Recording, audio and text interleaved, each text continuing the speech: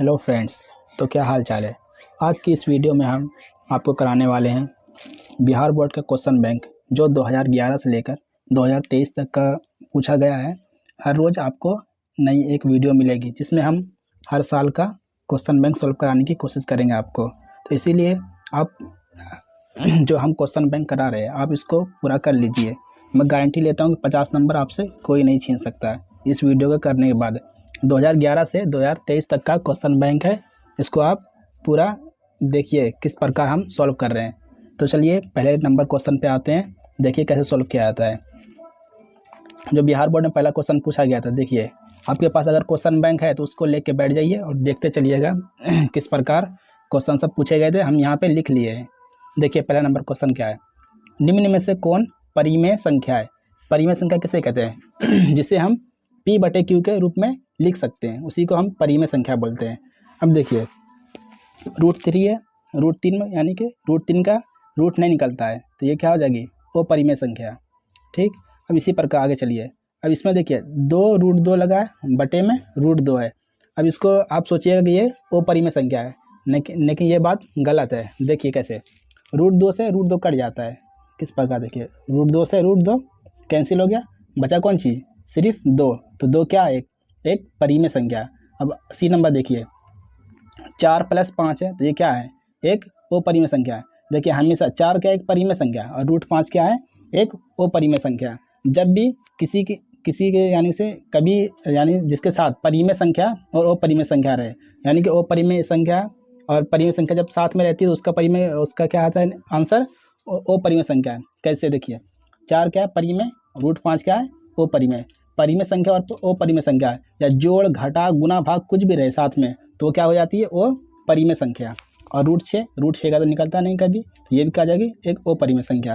Question क्या बोला था, निम्न में से कौन परिमेय संख्या है, तो इसका ऑप्शन कौन सा हो जाएगा, ऑप्शन बी, क्योंकि 2 एक क्या है परिमेय संख्या। चलिए अब दूसरे नंबर क्वेश्चन पे चलते हैं। दूसरे नंबर क्वेश्चन क्या है, किसी धनात्मक पूर्णांक a तथा b के लिए a, b का मोसो गुना a, b का लोसो निम्न में से किसके बराबर है। अब यानी कि मोसो कहने का मतलब क्या है और लोसो कहने का मतलब क्या है।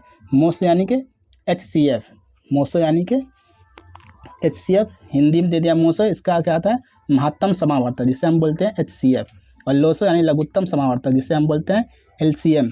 तो किसके बराबर, निम्न में से किसके बराबर है। यहाँ ऑप्शन है A/B, B में है B/A, C में है A गुना B और D में है A + B।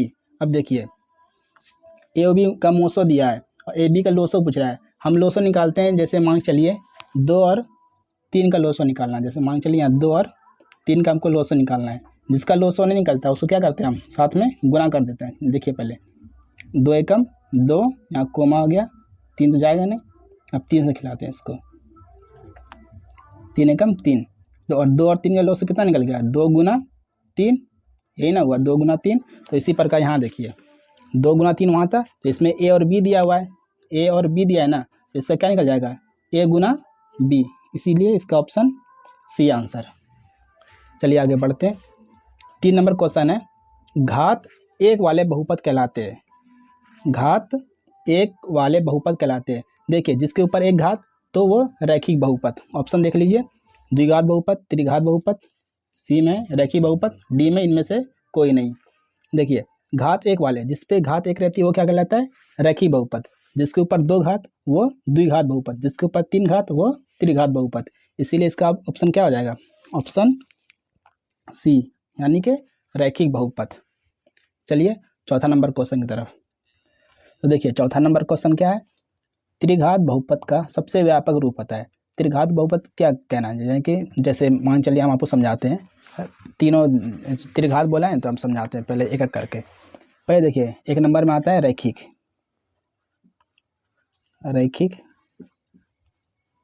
दूसरा में आता है द्विघात और तीसरा में आता है त्रिघात।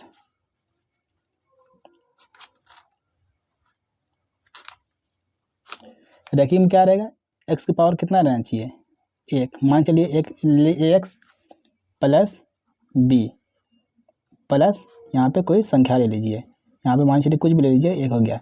ये किसका रूप हो गया? रैखिक बहुपद, यानी कि इसकी पावर क्या है? 1। द्विघात में क्या रहेगा? अब देखिए इसकी पावर क्या रहेगी? 2 ax square plus bx plus c। ठीक, यहाँ पे इसकी घात क्या रहेगी? 2। अब त्रिघात में देखिए, त्रिघात में कितना रहना चाहिए? 3। तो इसकी पावर क्या आ जाएगी? X cube plus bx square plus cx और प्लस में d। ये किसका हो गया? त्रिघात का। अब जो क्वेश्चन पूछेगा एग्जाम में आपको बदल बदल के देगा, कभी रैखिक दे देगा, कभी द्विघात दे देगा, कभी त्रिघात दे देगा। इसमें क्या पूछा था हमसे? त्रिघात बहुपद का व्यापक रूप है। तो त्रिघात बहुपद देखिए इसमें कहाँ है? यहाँ पे इसकी पावर 2 है, तो ये क्या होगा? द्विघात। यहाँ पे 4 है, इसको छोड़ दीजिए, यहाँ पे इसका जुड़ सकता है। देखिए यहाँ पे देखिए ax cube plus bx square plus cx plus d। तो इसका ऑप्शन कौन सा? Option number C. पूछा था त्रिघात बहुपद, तो त्रिघात बहुपद वही ax cube plus bx square plus cx plus d हो जाएगा इसका व्यापक रूप। चलिए 5वां नंबर क्वेश्चन देखते हैं। 5वां नंबर क्वेश्चन है, यदि साइन ए बराबर 3/4 तो कोस ए का मान होगा। साइन ए का मान दिया हुआ 3/4। ये जो ए ना, ये यहाँ पे कोण का दिया हुआ है, यानी साइन थीटा बराबर जैसे, तो इसमें ए दिया हुआ साइन ए 3/4। चलिए हम बनाते हैं, पहले इसको सॉल्व करते हैं। देखिए दिया क्या है? साइन ए बराबर 3/4 ये दिया हुआ है क्वेश्चन में। एक समकोण त्रिभुज बना लीजिए, तब आपको समझ में आ जाएगा। हम बनाते हैं समकोण त्रिभुज, छोटा सा बना लीजिए, ए बी और सी। साइन ए, साइन का फॉर्मूला जानते हैं क्या होता है? हम बता चुके हैं पहले की वीडियो में। अगर आपने मेरी फॉर्मूला वाली वीडियो नहीं देखी तो पहले उसको आगे देख लीजिए, उसमें सब फॉर्मूला बता दिए हैं। तो साइन का फॉर्मूला कैसे होगा ये याद करिए, LAL KK A। ये साइन का डिब्बा है, लंब बटे कर्ण। तो साइन का फॉर्मूला क्या हो गया? लंब बटे कर्ण बराबर कितना दिया हुआ है? 3/4। तो ये दिया, लंब कितना है? 3। ये वाली भुजा क्या कहलाती है? लंब। लंब कितना है? 3। और कर्ण कितना दिया हुआ है? 4। ये भुजा क्या कहलाती है? कर्ण। समकोण त्रिभुज, तो यहाँ पर क्या है? समकोण। ये कहलाती है आधार। अब निकालना है हमको। दिया हुआ है 3/4, लंब दिया हुआ है, यानी कि लंब बटे कर्ण 3 और 3/4 दिया हुआ है। तो सबसे पहले देखिए आपको लगाना पड़ेगा यहाँ पे पाइथागोरस परिमेय, तभी बनेगा। देखिए हम पाइथागोरस परिमेय लगा देते हैं। पाइथागोरस परिमेय लगाते हैं। ये क्वेश्चन एग्जाम में फिक्स है, आएगा ही। अब आपको कुछ ना कुछ बदल के दे देगा। यहाँ पे साइन है, वहाँ पे कोस दे देगा। यहाँ 3/4 है, वहाँ 5/6 दे देगा। कुछ ना कुछ देगा, लेकिन आपको ये क्वेश्चन जरूर पूछेगा एग्जाम में, 100%। इसको देख लीजिएगा। क्या होता है फॉर्मूला पाइथागोरस परिमेय? कर्ण स्क्वायर बराबर लंब स्क्वायर प्लस आधार स्क्वायर। कर्ण देखें कितना दिया हुआ है? 4। तो 4 पे स्क्वायर बराबर लंब कितना दिया हुआ है? लंब है 3। तो 3 पे स्क्वायर प्लस आधार कितना दिया हुआ? आधार नहीं है, आधार ए बी है, ए बी मान लीजिए, ए बी पे स्क्वायर। अब देखिए 4 का स्क्वायर कितना होता है? 16। 3 का कितना होता है? 9 प्लस ए बी स्क्वायर, इसको लिख लीजिए ए बी स्क्वायर। 16, यहाँ 16 पहले से, ये देखिए प्लस में है ना, प्लस में यहाँ कुछ नहीं, प्लस इसको इस पर लेकर आइए, तो -9 बराबर क्या बचा यहाँ पे? A B square. 16 में हो जाए 7 बराबर ए बी स्क्वायर, स्क्वायर लेकर आइए इस पार, बराबर के इस पार। तो कहाँ चला? इस पर रूट आ जाएगा, √7 बराबर कितना बच गया? ए बी निकल गया यहाँ पे √7, यानी ए बी कितना निकल गया? √7। चलिए क्वेश्चन देखते हैं क्या बोला गया। और निकालने के लिए हमको क्वेश्चन में बोला है कोस ए निकालिए, कोस ए का मान ज्ञात कीजिए। अब कोस का फॉर्मूला क्या होता है?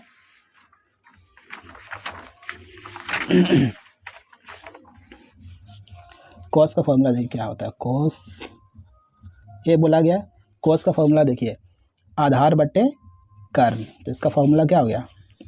आधार बटे कर्ण। लिखिए कोस ए, आधार खोजिए इसमें। अब आधार कितना निकल गया? √7। कर्ण कितना है? 4। तो इसका फॉर्मूला में क्या बैठ गया? √7/4 निकल गया आंसर। ये तो था। चलिए बताते इसका कौन सा ऑप्शन हो गया। ऑप्शन नंबर डी, √7/4 निकल गया। चलिए अब चलते 6ठा नंबर क्वेश्चन की तरफ। 6ठा नंबर क्वेश्चन है, 10A बराबर होता है, अब 10 का फॉर्मूला इसमें दिया हुआ है। 10A फॉर्मूला क्या होता है, 10A बराबर 10 यानी कि 10A, तो 10 का फॉर्मूला क्या है, कोट 90 डिग्री माइनस ए, इसका ऑप्शन ए, ये फॉर्मूला है। सर हम पूरा फॉर्मूला की एक वीडियो बना दिए हैं, इससे पहले आप जाके देख लीजिए, उसके बाद ये फॉर्मूला आपको सब समझ में आ जाएगा। टेन थीटा फॉर्मूला क्या होता है, कोट 90 डिग्री माइनस ये थीटा ही है, ये जो है थीटा है। अब चलिए 7 नंबर क्वेश्चन पे, किसी बिंदु की एक्स अक्ष से दूरी उस बिंदु का कहलाती है, यानी कि किसी बिंदु की एक्स अक्ष से दूरी क्या कहलाती है। अब देखिए ये रहता है, यहाँ पे हम बताते हैं आपको, एक क्वेश्चन हम आपको समझाते चलेंगे, आपके कोई डाउट नहीं रह जाए। ये कौन एक्स रहता है, एक्स अक्ष रहता है ना, एक्स अक्ष, और ये कौन रखता है, वाई अक्ष। अब बोला एक्स अक्ष जो है ना, इससे दूरी होती है, एक्स अक्ष से, एक्स अक्ष से दूरी कहलाती है। ये एक्स अक्ष है, तो इससे दूरी मान लीजिए ऊपर जाना आपको, इसी तरह जाते हो ना, तो ऊपर जा रहे हो तो वाई अक्ष क्या कहलाता है, ये कोटि कहलाता है।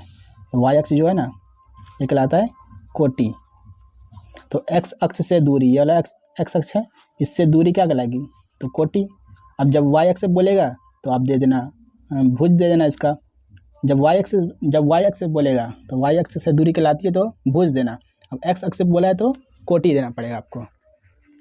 चलिए देखते हैं आंसर कौन सा हो जाएगा। बोला कहाँ का क्वेश्चन, 7 नंबर, किसी बिंदु की एक्स अक्ष से दूरी उस बिंदु क्या कहलाती है, तो कोटि। बी नंबर ऑप्शन क्या कहलाती है, कोटि। चलिए अब चलते 8 नंबर क्वेश्चन की तरफ। 8 नंबर क्वेश्चन है, निम्न में से कौन वृत्त के क्षेत्रफल का सूत्र है। अब वृत्त के क्षेत्रफल का सूत्र होता है पाई आर स्क्वायर। वृत्त के क्षेत्रफल फॉर्मूला क्या होता है, pi r square, pi r square. अगर वृत्त की परिधि बोलेगा तो आप दे दीजिएगा 2 पाई आर, ये वृत्त का क्षेत्रफल हो गया, ये वृत्त की परिधि। बोला क्या गया यहाँ पे, वृत्त का क्षेत्रफल, कौन वृत्त का क्षेत्रफल सूत्र है, तो निम्न से कौन वृत्त का क्षेत्रफल सूत्र हो गया यहाँ पे, पाई आर स्क्वायर, ऑप्शन सी। यहाँ पे थोड़ा मिट गया है, कोई दिक्कत नहीं। चलिए 9 नंबर क्वेश्चन है, संचयी बारंबारता का वक्र कहलाता है। ये तो याद करने वाला क्वेश्चन है, इसको याद रख लीजिएगा आप। संचयी बारंबारता का वक्र कहलाता है, त्वरण कहलाता है, याद रखिए इसका, त्वरण।